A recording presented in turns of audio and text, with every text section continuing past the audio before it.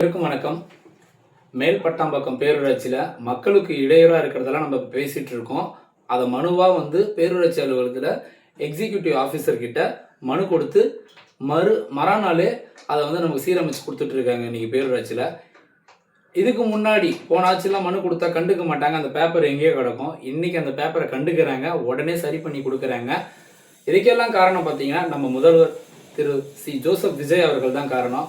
அடுத்தபடியாக எங்களுக்கான ஒருத்தர் அமைஞ்சிருக்காரு இங்கே கடலூரில், அண்ணன் வி ராஜ்குமார் அவர்களுக்கு ரொம்ப நன்றி. பிரச்சனைன்னு சொல்லிட்டு நான் கீழே கமெண்ட் பண்ணியிருக்காங்க பாருங்க. ஒரு வாட்டர் டேங்க் இருக்கும், வாட்டர் டேங்க்கு சுற்றி ஒரே புதார் மாதிரி ஆகி அதுலேருந்து பாம்பு அச்சுறுத்தலாக இருந்திருக்காங்க மக்களுக்கு. அதை உடனே சீரமைச்சு கொடுத்து அம்மன் கோவில் தெருவில் பார்த்தீங்கன்னா மரம் கிளைகள் எல்லாமே ரோட்டு பக்கம் கரண்ட் கம்பியை சூழ்ந்துட்டு இருந்தது. அதை வெட்ட சொல்லி நம்ம மனு கொடுத்தோம் தமிழக வெற்றி கழகத்தின் சார்பாக.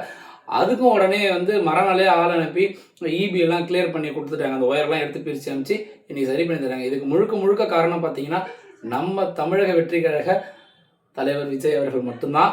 ரொம்ப சந்தோஷமா இருக்கு. இன்னைக்கு கொடுத்தா நாளைக்கே அதுக்கு ஒரு தீர்வு கிடைக்குது. இந்த மாதிரி ஆட்சி அமைஞ்சதுக்கு ரொம்ப நன்றி.